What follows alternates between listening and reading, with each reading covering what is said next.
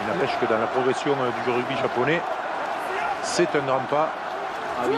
Et on peut imaginer que dans 4 ans, si l'équipe japonaise évolue comme ça, ben, ils pourront se présenter peut-être avec quelques ambitions, au moins au niveau de la qualification dans la poule. Chez eux. Regardez la mêlée, Chez eux. en plus. Oui, la mêlée qui met en difficulté celle de l'Afrique du Sud. Ah, on vit un grand moment. En tout cas, cette équipe japonaise qui depuis 87 a participé à toutes les Coupes du Monde. Une seule victoire, c'était en 91, on vous le rappelle. Et là, ils sont en train d'aller chercher un point de bonus défensif qui quand même confirme beaucoup de choses. Petersen dans les airs. Duprez. On mise sur l'occupation. Hein. De repousser le plus loin possible ces Japonais, se mettre à l'abri. Oui. Avec Tatekawa qui avance. Lui qui remplace Wing, un des leaders de cette équipe qui a déclaré forfait ce matin. Lelei Mafi. Qui est omniprésent. Depuis qu'il est rentré, il a été énorme ce joueur. Iwaza avec la charge de Makabe. Et on remet et on avance. Thompson, elle est là, cette générosité dont on vous parlait. Iwaza, Michael Leitch qui donne tout ce qu'il a. Allez, il faut rester dans cette zone, essayer peut-être de chercher la pénalité. Et il s'arrache Thompson avec le soutien d'Inakagi, son pilier. Allez, sur le renversement. Tatekawa. Ils ont la conservation de balle, ils assurent.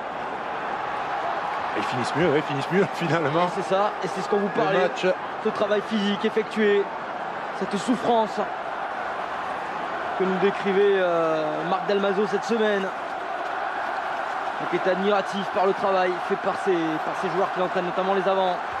Et ils finissent fort, Ils sont peut-être en train d'écrire un grand jour dans leur histoire, dans la construction du rugby japonais. Tatekawa, on l'a pas trop vu du match, le numéro 12, mais là il nous fait 5 minutes. 5 minutes au charbon, il est partout. Avec une défense sud-africaine remarquable qui se met pas à la faute. C'est vrai, faites bien de le souligner. Mais là, Jérôme Garcès, il va falloir qu'il soit vigilant. Voilà, la grosse défense des Bennett Sebes, de Colissi. Avec Tamura qui avance. Iwaza. Makabe. Attention, ils sont à 5 mètres de la ligne. Ils sont à 5 mètres de la ligne. Il reste 2 minutes dans ce match. Tatekawa, quelle fin de match les Japonais. Quelle fin de match. Peut-être un grand coup de tonnerre dans cette poule B de la Coupe du Monde. Première journée. 17e phase de jeu, 17e phase de jeu. Il arrive plein fer. C'était Yamada qui était venu de son aile opposée. Conservation de balle. Iwaza avec la remise intérieure de magnifique. Il est peut-être là. L'essai de la victoire. L'essai de l'histoire, l'essai des Japonais, on n'y voit rien du tout, mais le ballon est disponible. Le ballon est disponible, il n'a pas franchi la ligne. Il va rester 1 minute 30 dans ce match. 19e phase de jeu, là je pense qu'ils en peuvent plus. Et il va siffler la pénalité, un carton jaune. Waouh, alors on va suivre ça. Ouais, alors on va suivre ça parce que pour les Japonais, ça va pas être facile à gérer non plus. Qu'est-ce qu'il faut faire, Fabien? C'est un pilier. Qu'est-ce qu'il faut faire, Fabien Pelouse, à 1 minute 20 de la fin du match? Je n'en sais rien.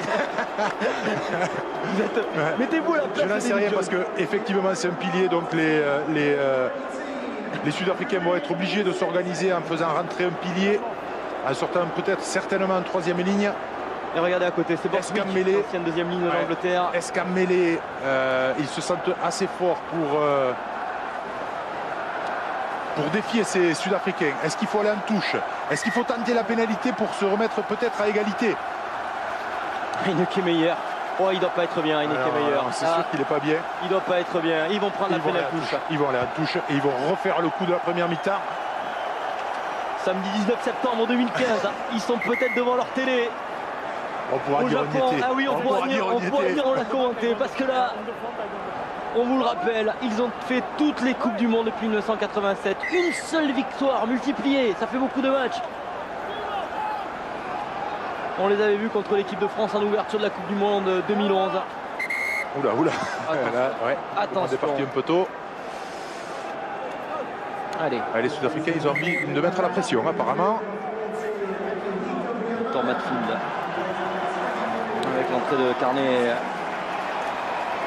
Esquets pour le lancer. Oh, le lancer qui est assuré.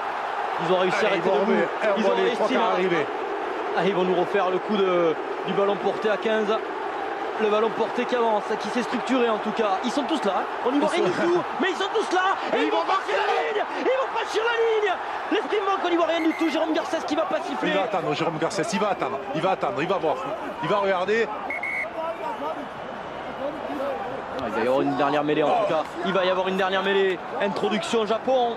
Introduction Japon.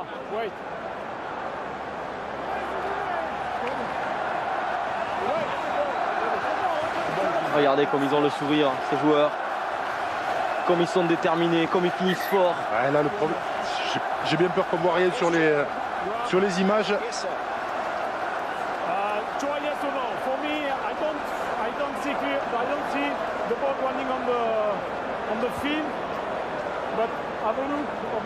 Alors, essai ou pas, moi j'y vois, je peux pas voir s'il y a le ballon, il a franchi la ligne. Essai ou pas, c'est la question posée. C'est déjà compliqué pour le voir sur un mol normal. Alors quand on fait un mol à 15. Attendez, là peut-être. Là on voit pas le ballon. On voit pas le ballon. Alors, on verra pas le ballon. On voit pas le ballon. Ça paraît impossible. Non, on n'arrive pas à identifier déjà qui est porteur de balle. Non, on va repartir sur une mêlée. Je crois là on voit pas le ballon. Sur aucun plan on ne verra le ballon. Alors. Oh là là là. Quel courage. Mais quand on aime le sport en général, on est obligé de saluer on est obligé de saluer ce qu'on vient de voir, ce qu'on est en train de décrire, parce que là, c'est quand on aime le rugby encore plus, Fabien, parce que c'est vraiment un exemple de tout ce qu'on aime dans ce sport. C'est cliché, c'est pas grave.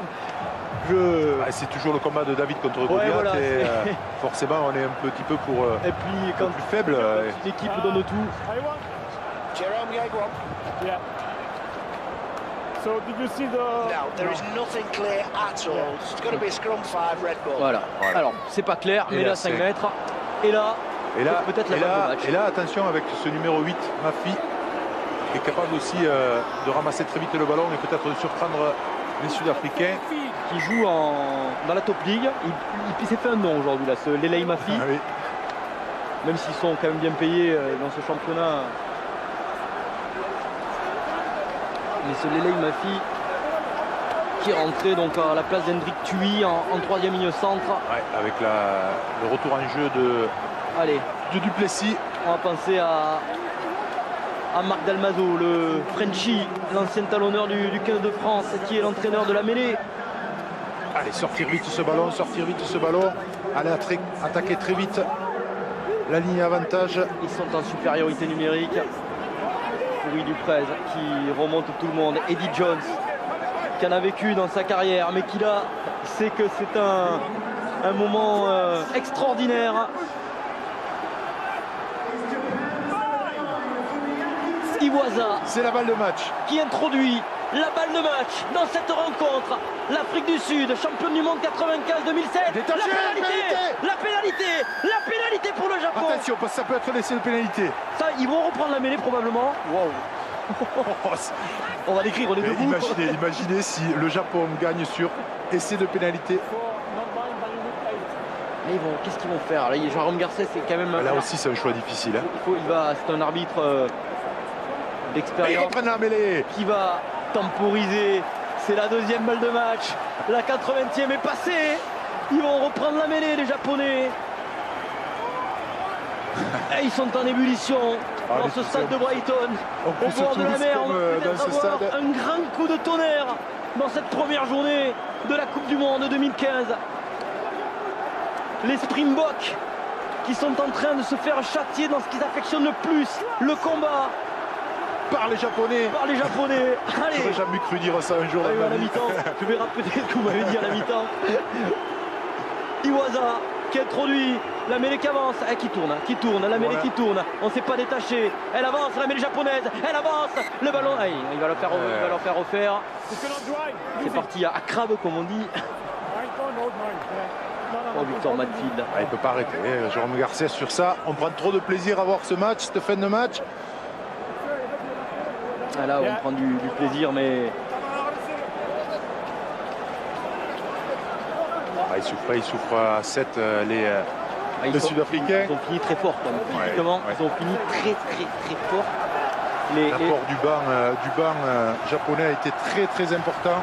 On pensait que justement l'expérience et la deuxième lame proposée par le banc sud-africain allait crucifier cette équipe japonaise avec notamment des Strauss, des Nyakane, des Osthuizen, mais eh bien rien n'est fait à l'avance. C'est le Japon qui finit plus fort physiquement. Allez, la mêlée, la dernière mêlée de ce match, peut-être l'une des dernières mêlées, peut-être la mêlée de la victoire pour le Japon. Oh, il ne sait pas quoi faire. Ouais, c'est difficile de siffler à ce moment-là. Pour Jérôme Garcès. Il le sait, Jérôme Garcès. L'un de nos arbitres français, avec Pascal Gahuzer et Romain Poite et Mathieu Rénal qui sera assistant. Ah, il est en larmes ce monsieur. Il est en larmes face à un sourire. Et il sait qu'il assiste à un acte fondateur. Quoi qu'il en soit. Ouais. Quoi qu'il en soit, le plus grand exploit de l'histoire du rugby japonais. Vous l'avez sous les yeux.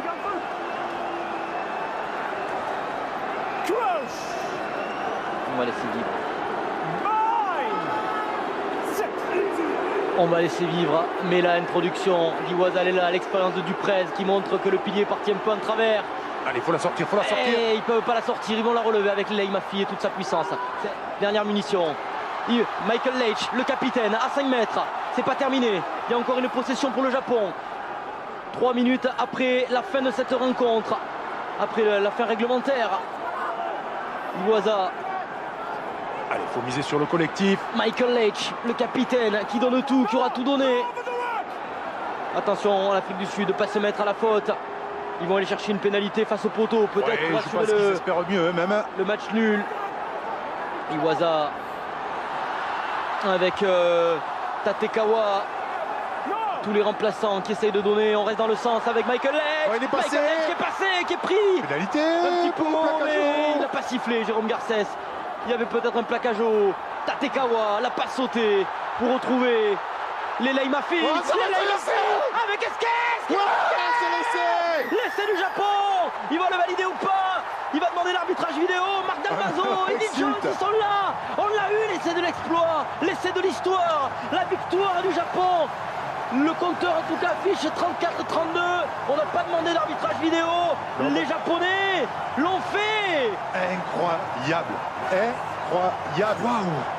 Et puis cette dernière action où ils jouent crânement, ils sont un petit peu bousculés en mêlée, ils sortent le ballon rapidement, ils vont affronter. Les Sud-Africains ne peuvent pas se mettre à la faute sur un dernier renversement avec encore Murphy qui vient apporter le +1. Incroyable. Incroyable. Esquez, le dernier joueur entré sur la pelouse qui vient inscrire cet essai. Mais alors là, je m'excuse, je suis sans voix, je suis sans souffle d'être comme vous qui avez suivi cette dernière action. Et les Lei Mafi qui se dégage. Mais oui, mais l'essai il est parfaitement valable. Il n'y a rien à dire. Parfaitement valable. Il n'y a strictement rien à dire. Et on l'a eu l'exploit en cette première journée de la Coupe du Monde. Le Japon qui fait tomber l'Afrique du Sud. C'est l'exploit vraiment dans l'histoire du rugby japonais. Oui, c'est un moment fort de l'histoire de la Coupe du Monde aussi, on peut le dire. Sans aucun doute. On va se poser des questions sur cette équipe sud-africaine. Je crois qu'on a la réponse. On se posait moins de questions sur l'équipe japonaise.